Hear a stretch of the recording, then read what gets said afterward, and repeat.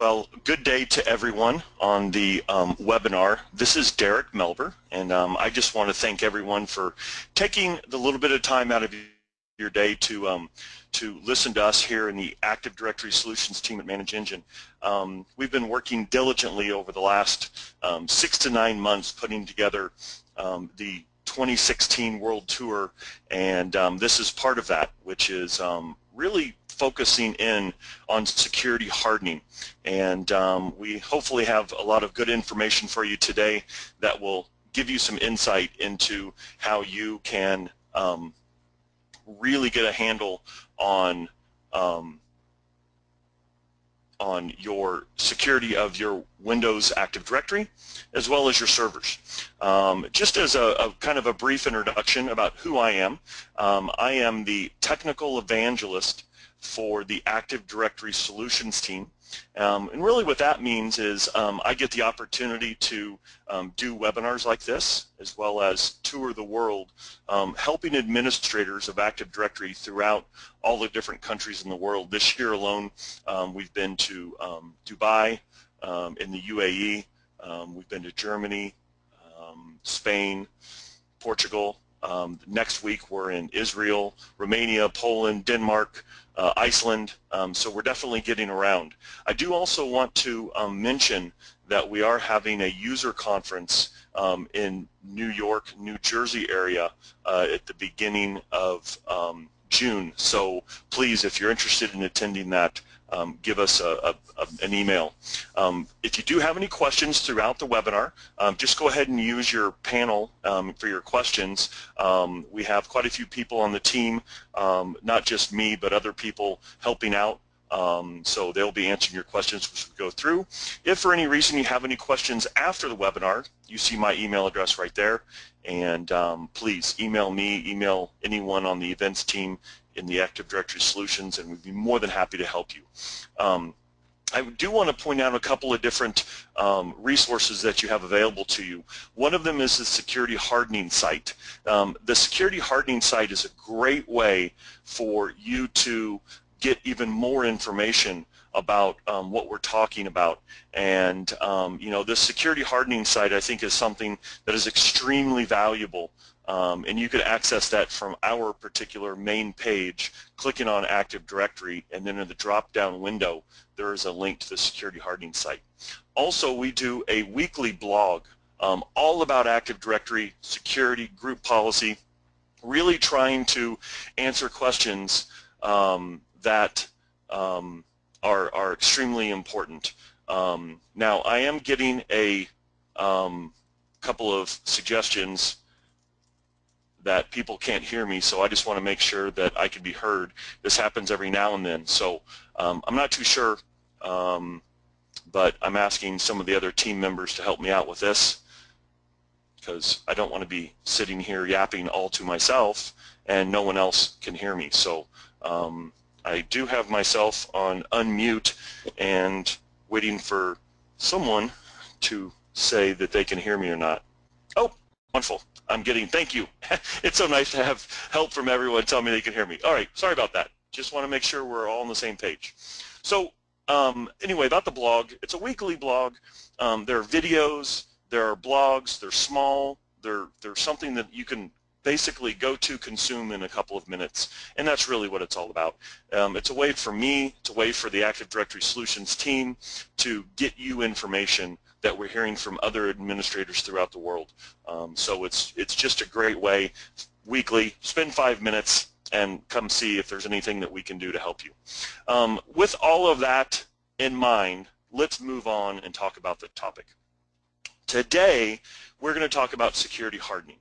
Now, we all have a different view of security hardening, and I want to talk about what my view of security hardening is, both in the traditional sense as well as kind of some ideas that we've been putting together at ManageEngine to help you think differently about your Active Directory environment. And then what I want to do is give you examples. I want to talk about the ideas of how you can put in practice the security hardening concepts that we're talking about. So that's what we're going to talk about today. Now, traditional security hardening, in our view, is a three-step process. Step 1 is reporting. Step 2 is analyzing what you report. And step 3 is after you've performed an analysis and you have determined what level of security that you can have or that you desire, you're going to put that configuration in place.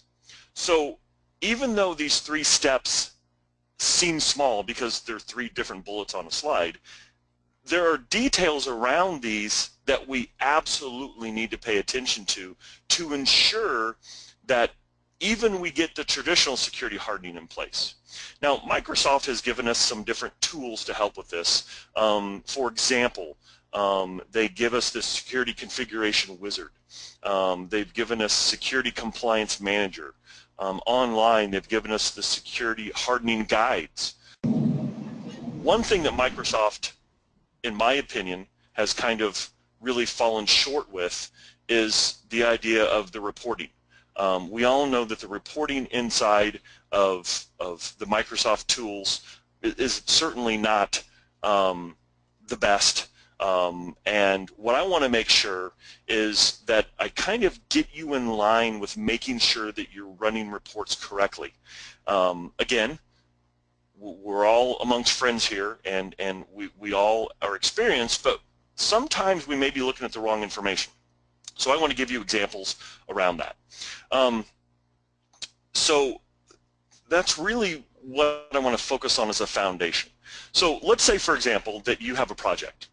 You start the project in the first of the month, and you are going to go in and you are going to harden your domain controllers. So you run reports on your domain controllers on all the different security areas. You look at group configurations for domain groups, for privileged groups, of course. You look at user rights, you look at services and service accounts, you look at security configurations like LAN manager and anonymous access. And you go through all these security controls and you run reports on them. And then you analyze each and every one of them.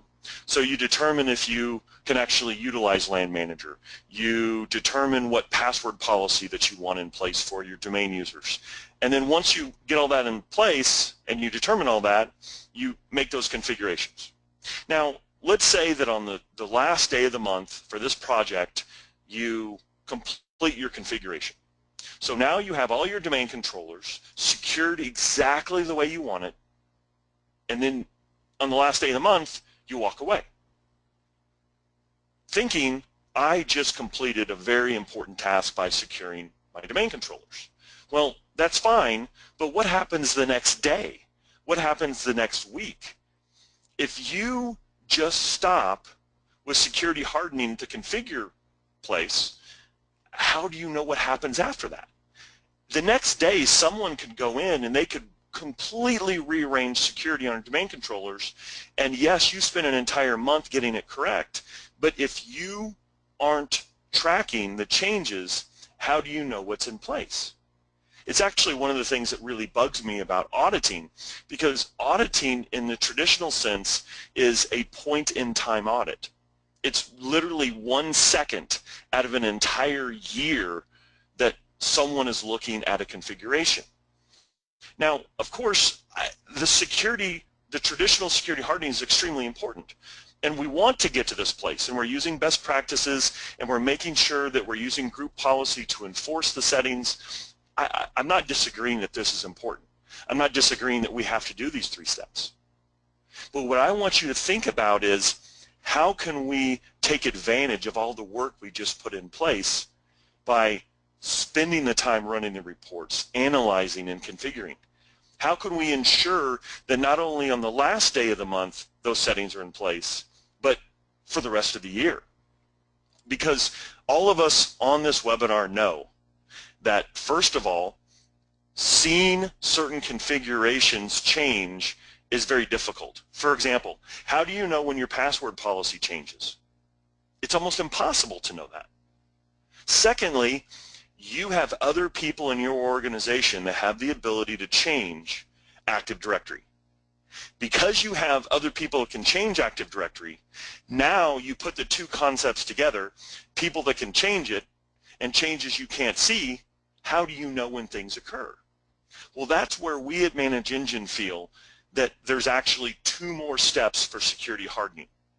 And because most people aren't doing these, we call it the next generation. So of course, the first 3 steps are important: reporting, analyzing, and configuring. But once you have completed this, now you want to monitor.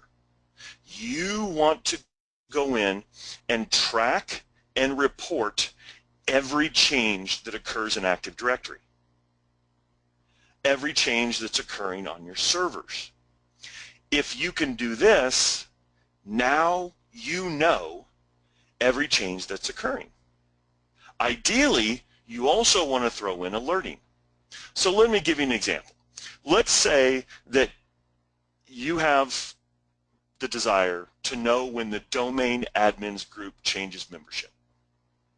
So you go in, you run the report, you make sure you know who's in the group, and you configure it, and there are 10 different admins that need to be in domain admins.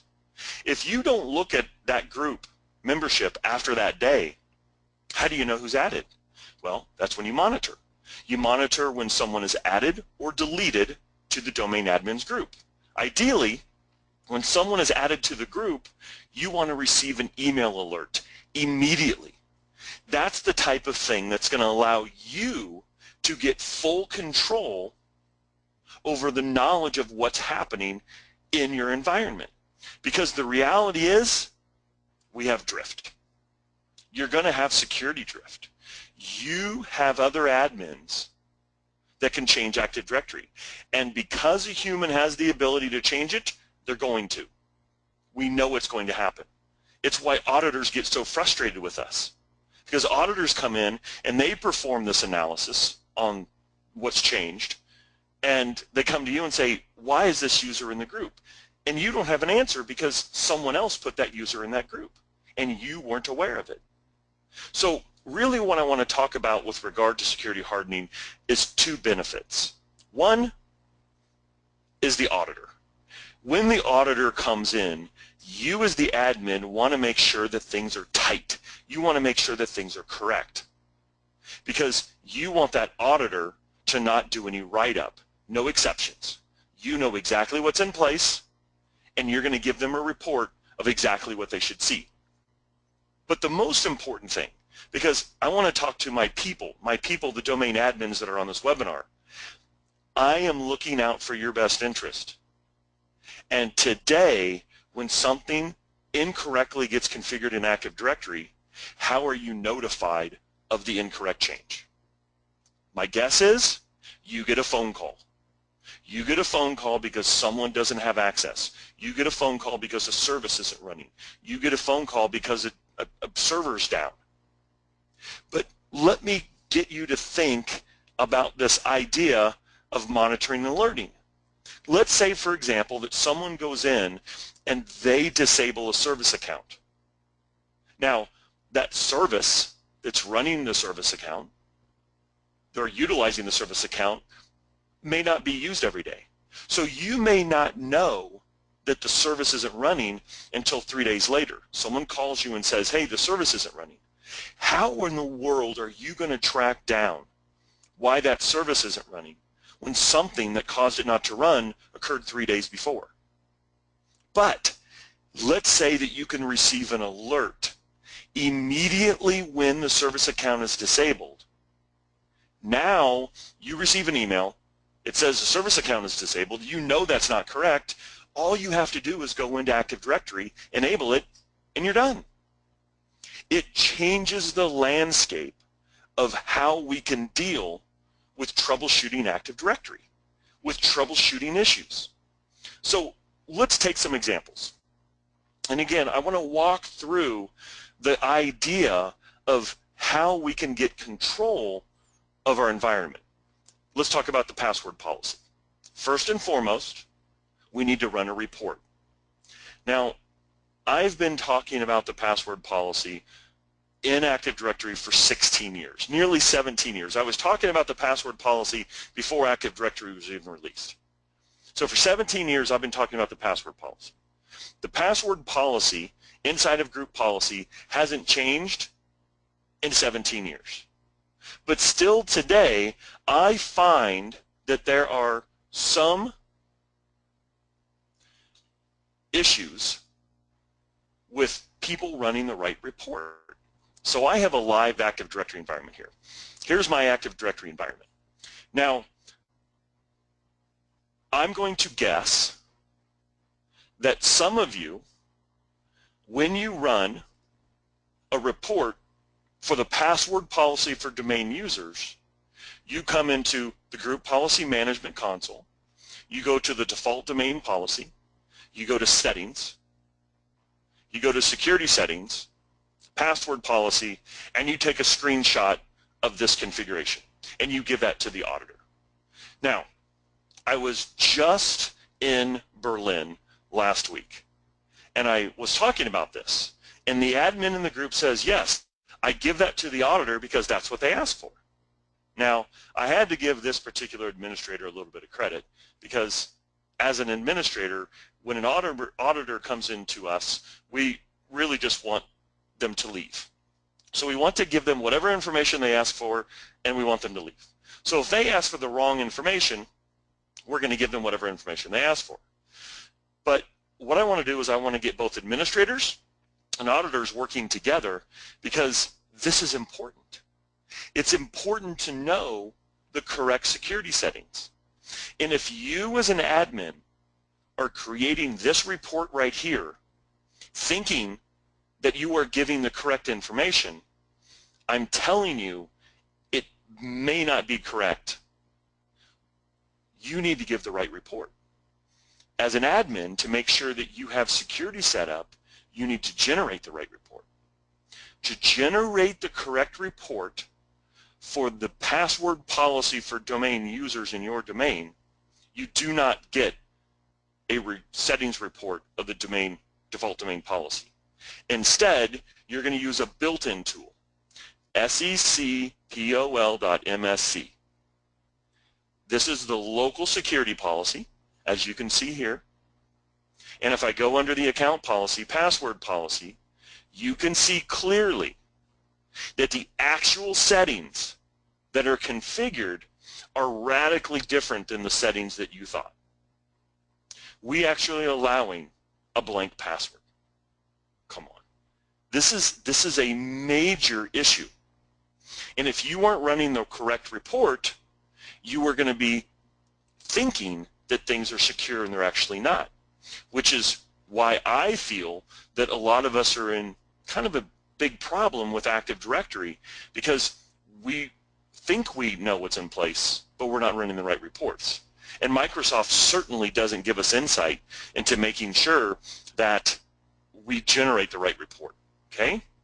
Now, I will agree that the default domain policy is the default, but it literally takes less than 15 seconds to override the settings in here, which you can see clearly I've done.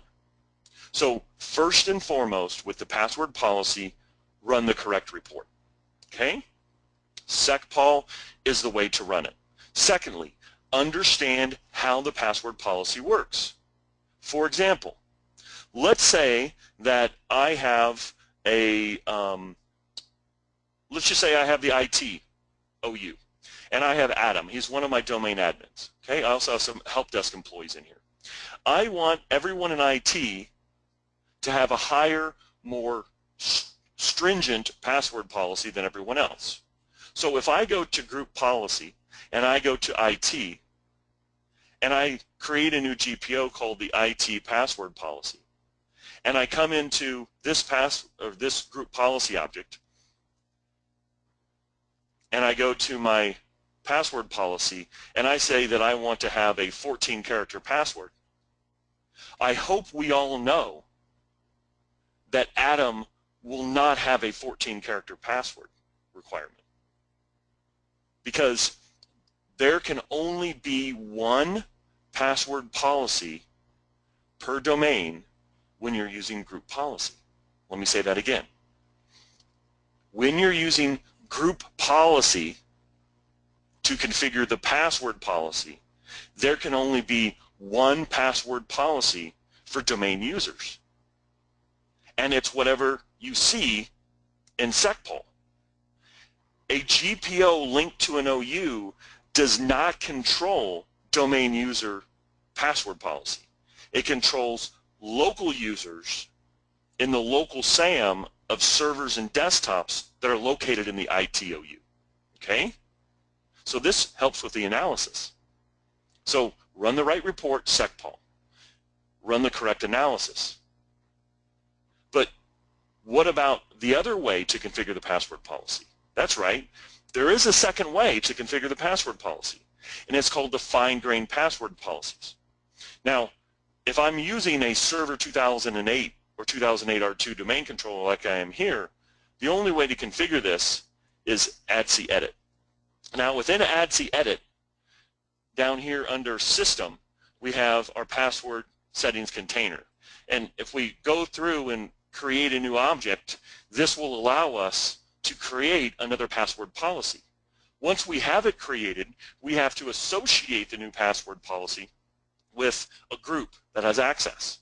But my question to you is, how do you report on who has what fine-grained password policy? Well, I guarantee you SecPol is not going to do it. I guarantee you nothing in Active Directory users and computers is going to do it. So how do you do it? Well, this is where you need a tool, okay? Now, if I come into a tool that's designed to do this, I can actually go into reports, you generate user reports, and I can add entries like PSO applied. So this is my password settings object, and I can actually look at what's applied. And if nothing is applied, I know that they're getting the default or the password policy from whatever's configuring in group policy. See how this works? If the right tools, if you use the right methodology, then we're going to be able to go in and run the correct reports. But you have to know how to run the correct report. Then you have to analyze. The analysis isn't always that simple. The analysis could mean something more complex when you're talking about fine-grained password policies. Now, I don't have time to go into all the details around the password because we only have, about 45 to 50 minutes. But certainly I suggest you go out to my blogs and you look at some of the recent posts that I have with regard to password cracking. Because there are some new revolutionary password cracking technologies that can break into even 15, 20 character passwords in a couple of hours. The NTT group just posted a white paper on this, and it's absolutely amazing to read how they did it. They bought a $20,000 server to crack passwords. And it doesn't really matter the complexity of your password because they have the technology to break it. So during the analysis, you have to make decisions on what you're going to do with your passwords. What I highly recommend is with your passwords, from the analysis and configuration standpoint, is you want to make sure that you're beating the majority of password cracking technologies. This would be dictionary attacks. This would be brute force attacks. This would be rainbow table attacks. And the way to beat those, and I know this isn't going to be a friendly suggestion, is you need to use passwords greater than about 17 characters. Now, I know, you're thinking, how in the world am I going to get my users to use a password greater than even 7 characters? Let me give you an example. A typical password that your users might think might be something like this. Okay? Now, if I reduce that, you got to see that for a couple of seconds, over a long weekend, you're going to come back and go, I have no idea what that password was. Now, this is what your users go through.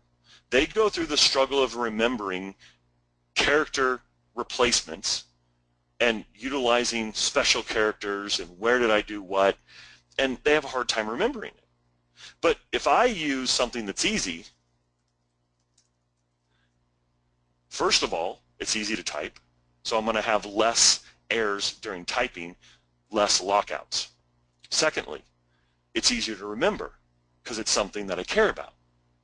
Third, it's going to be now something that beats the majority of cracking technologies. This is not in a dictionary. A brute force is going to take years to break into it without a $20,000 server. And rainbow tables break down around 16, 17 characters because of just the size of the table. This is a 17-character password. So I now have the benefits of having a longer password and the benefits of that. So what I want to do, again, is I want to make a decision for my organization on what's best for me. And I think what's best for most organizations is to make sure that you analyze your passwords for your organization to beat the attacks, not just to go in and meet compliance regulations. But let's say you go in and you make a decision on what your password's going to be, you run SecPol, everything's great, but what do you do from there? How do you know if that particular password changes? Well, my suggestion is that you monitor. I know fully if my password policy changes because I have a tool that tells me if my password policy changes. So I have reports that I can go to that tell me if my password settings change. This is the password setting object. This is fine-grained password policies. And I can also look at just the password settings themselves. Now, in the last 30 days, I haven't had any changes. If I look at the last year, I haven't had any changes. But ideally, I don't want to just look at reports. I want to set up alerts. Now, look at how easy this is. I can go in and I can set up alerts for whether or not my domain password policy changes. So I now can be alerted if something changes inside of my password policy. I no longer have to worry about it. Why even look at reports when I can have the system tell me when something changes? This is the power of this. I have one for fine-grained password policy, and I have one for my domain password policy.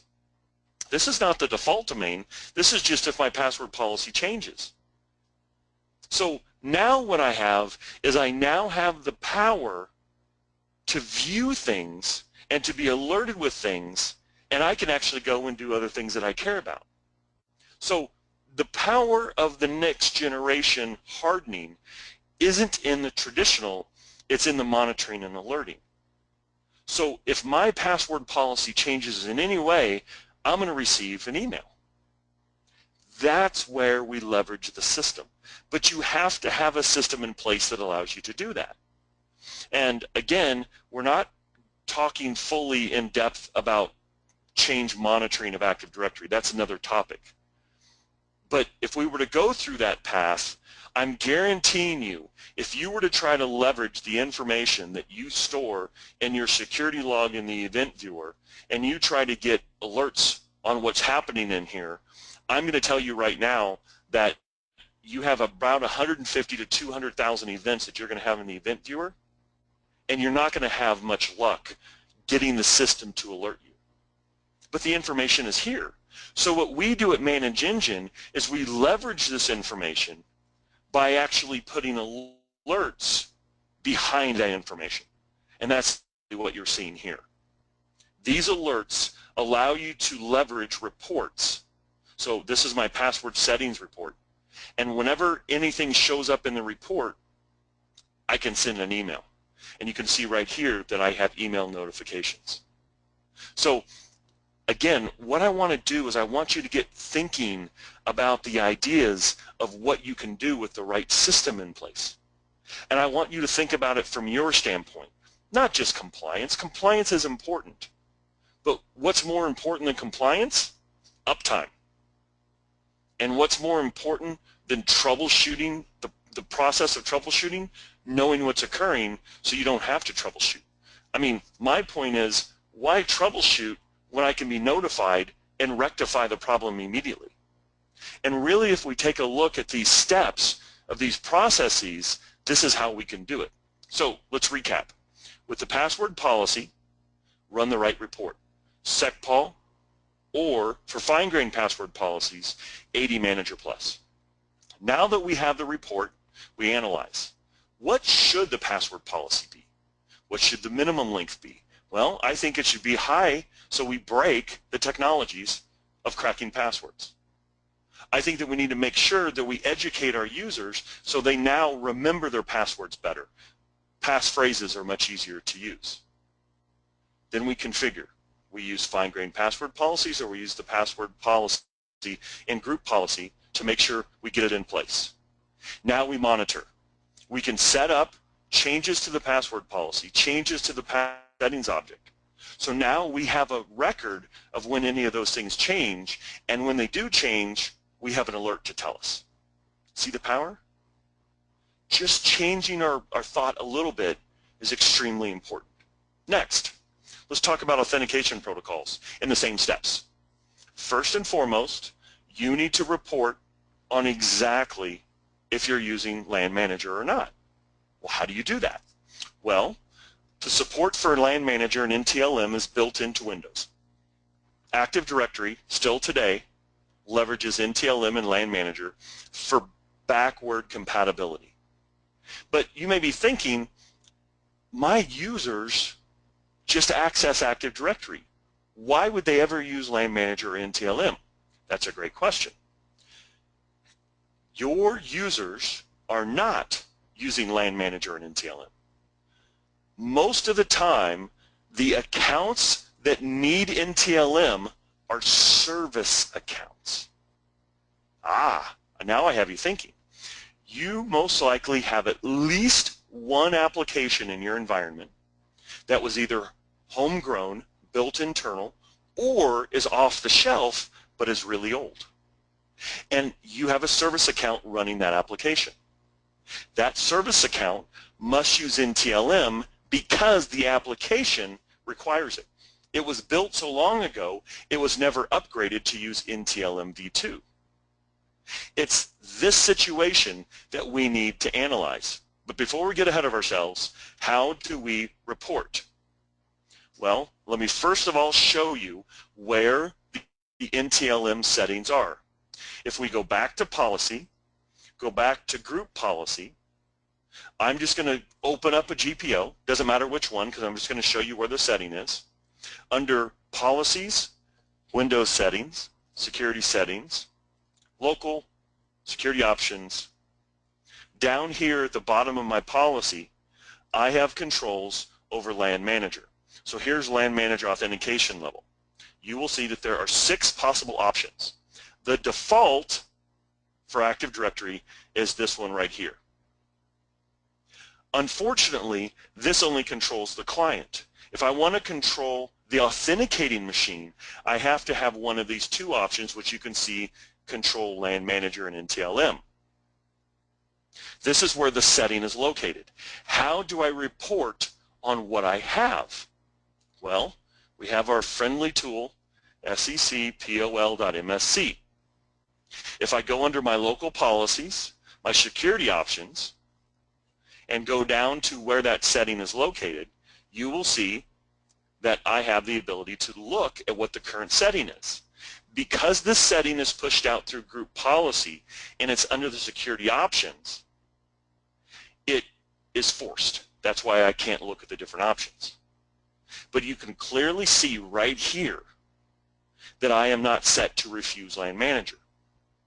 There is a second setting related to LAN Manager, and that is whether or not you are going to store the hash for LAN Manager with the user account.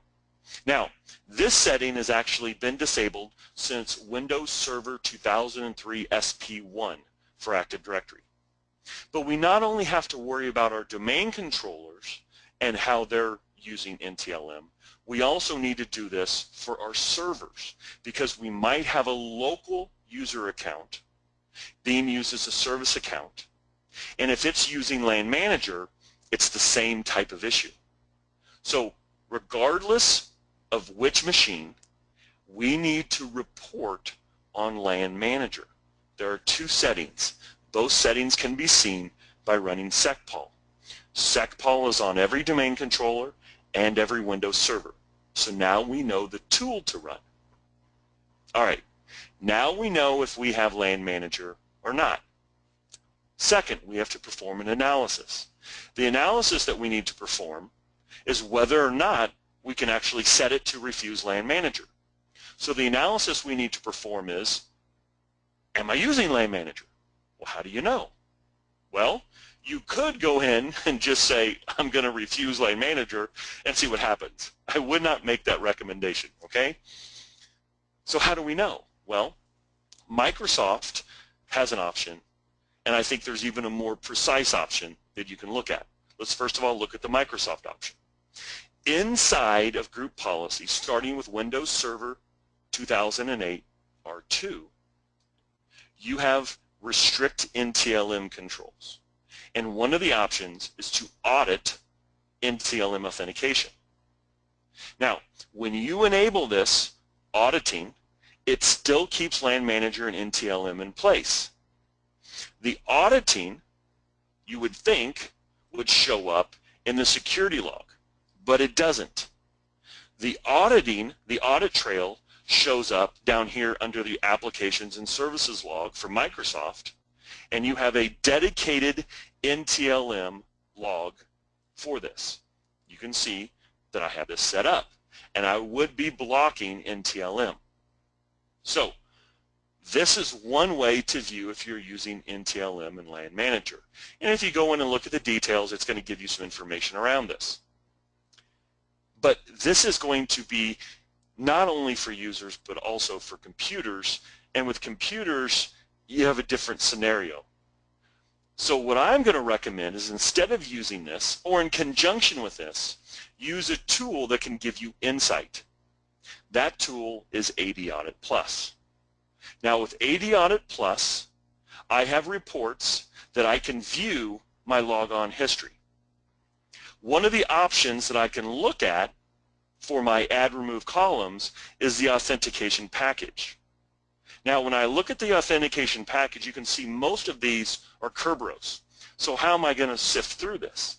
Well, I can quickly search on whether or not NTLM is being used, and here I can see it. So now you have another way to look at whether or not NTLM is being used. And you can see exactly which machine, which username was using this.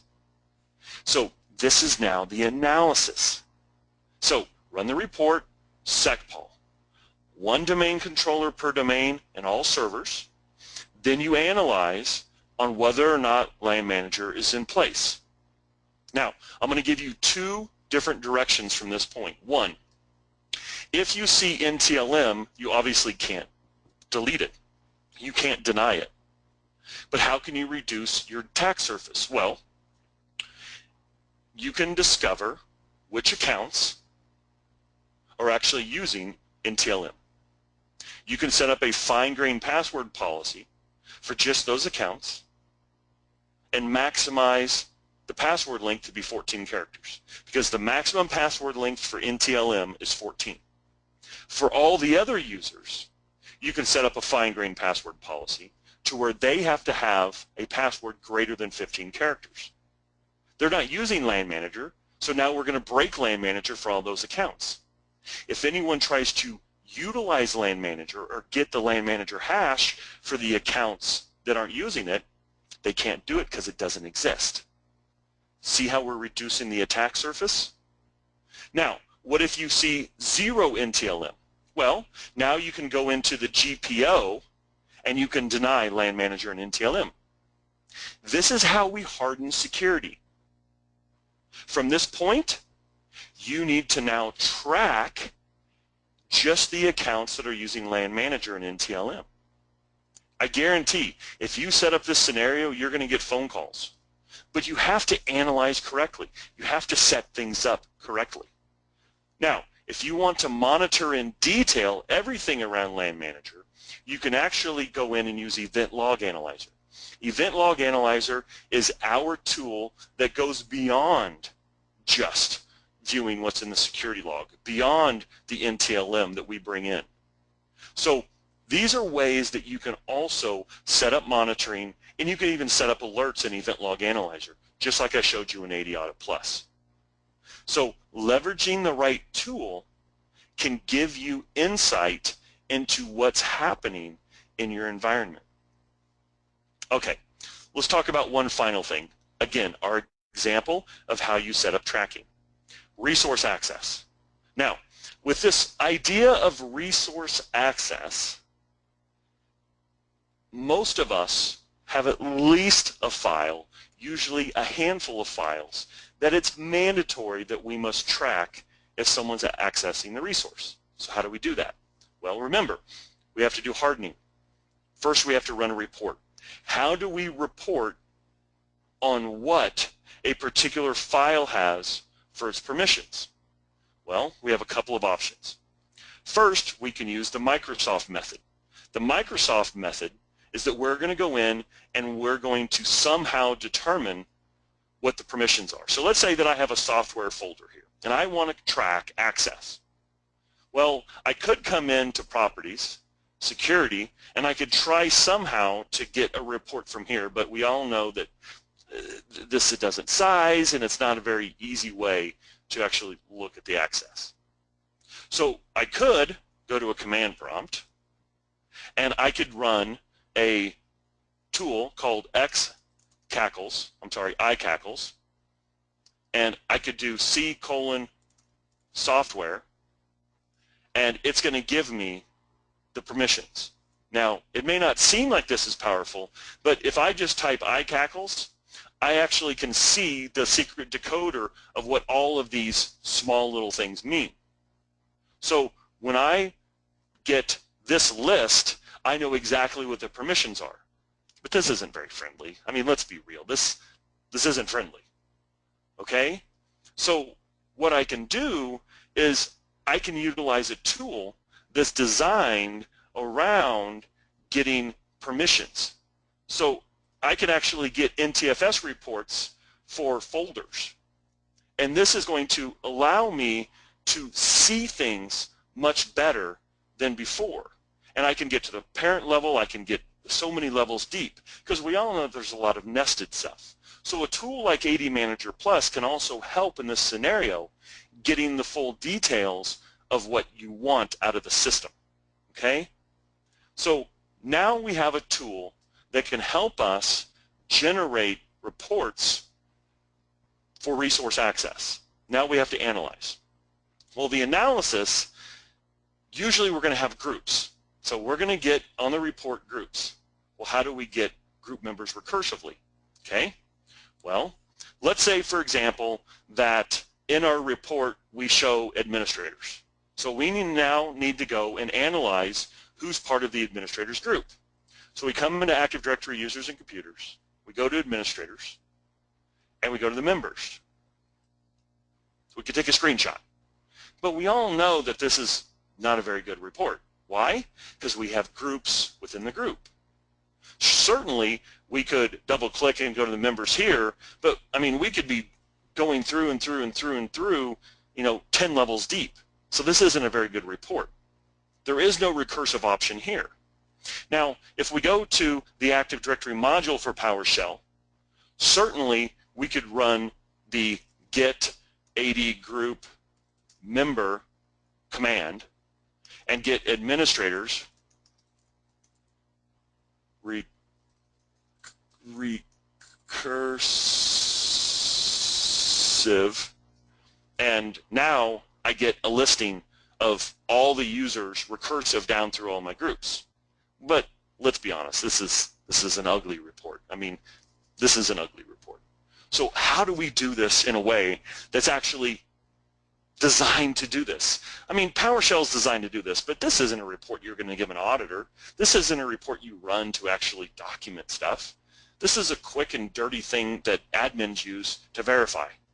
So if we use a tool that's designed around this, we can go get group reports, group members, we can get details of users and groups, administrators, generate, and now we get a list of all the users that are in there, and now we can actually export it to a PDF that's in a viewable format that someone can look at and analyze. But again, the right tool must be used to report and analyze. This is the analysis piece of resource access. We've all had to do this, every single one of us. And we've all struggled with the fact that Active Directory users of computers is not a very good tool for recursive group membership. So get a correct tool. All right, now that we have the analysis done, we're going to go and configure. I do recommend using the security tab and configuring it manually. You can use group policy. I wouldn't recommend it. It's kind of clumsy, not the best solution. But now that we have it configured, you need to know if something changes. You need to know if something changes with the resource. So now what we can do is we can go in and monitor the access. We want to know when things change. So we can do two things. We can monitor the permissions and we can monitor the access. So if we now go back, we can come in here to AD Audit Plus, and with AD Audit Plus, we can look at file audits. So I can look at the files modified, deleted, moved, copied, renamed. I can look at permission changes, right? This is the power of the monitoring piece. So if I want to know if any files have been modified in the last 24 hours, yes, there have been, and here they are. Can I set up alerts on this? Absolutely. This is the power of a tool that allows you to see when things change. It is a game changer. I am telling you flat out that getting a tool that lets you see changes in an easy report format with the ability to set up alerts will change how you administer your environment. If you try to leverage the event viewer and what it provides, if you try to leverage the event viewer with PowerShell, you're going to get so far, but you're going to get frustrated. And my suggestion, as an MVP in Active Directory, I am highly recommending you to get a tool. Save yourself the headaches. My job as an MVP is to give you solutions. I'm giving you a solution to security hardening. The solution is a tool that can generate reports for history, that can also go in and give you alerts that are real time. So with this philosophy, you now have a solution.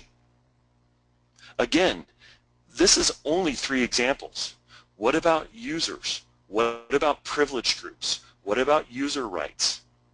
What about all the other security settings that you have in Active Directory that you need to keep a handle on if they change?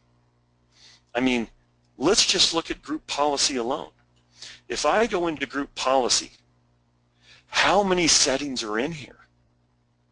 Look at all these settings for security, the audit policy, user rights, the event log changes.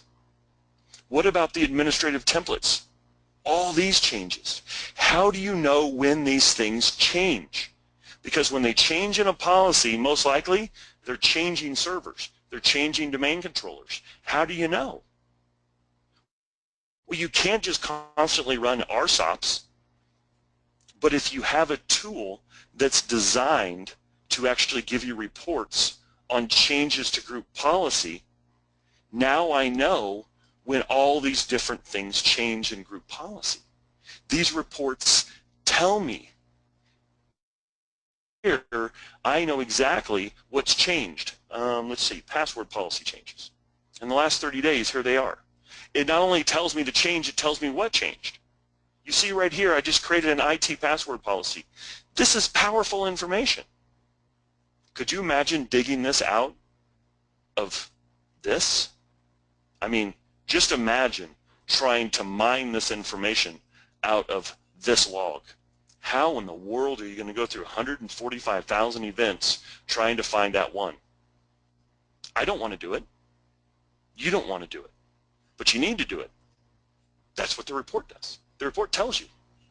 So again, I'm just trying to get you to think out of the box. I'm trying to get you to think past where you are today to help you secure your environment. Next generation security hardening is the way to do that.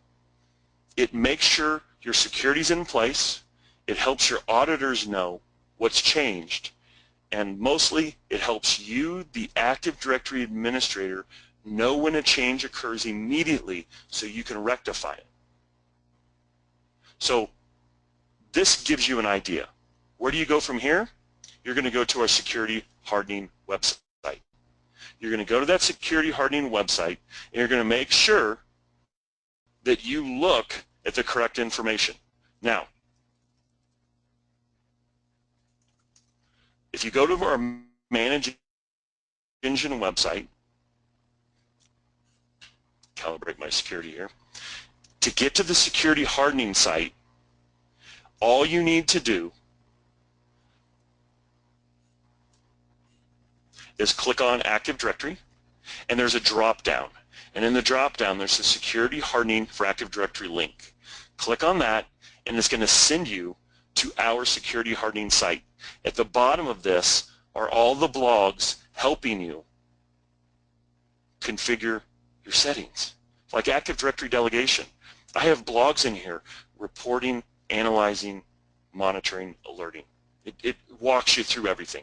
Please visit this. This is for you. It's free for you. You do not have to put any information about you in to get it. Also, email me. You have my email address. You have the email address of the rest of the Active Directory Solutions team. Our goal is to help you. That's our goal. That's why we have user conferences. That's why we have seminars. It's why we have webinars. Okay? So hopefully you got your questions answered. I've seen a lot of questions come through. I want to thank the entire team for helping me out with this. Without them, we couldn't put on events like this and get help for you in real time. So for myself, for the rest of the Active Directory Solutions team, I want to thank you for your time. I want to thank you for your questions. If for some reason you didn't get a question answered, please email me, email the group. Please keep an eye out for the rest of the year when we have these webinars. If you have webinars and topics that you would like to have, please email us with that. You know, our job is to help you in any way we can around Active Directory, around the management of Active Directory, the security of Active Directory. These are some different resources that you have available to you after this. The most important one is my email. Email me, send me ideas, send me things. Also, I would love to see you in New York. Actually, it's at the Hilton Meadowlands in New Jersey is our user conference. Please sign up. Come, check out what we have. We have some great solutions and some great information to share with you. That's the first week in June.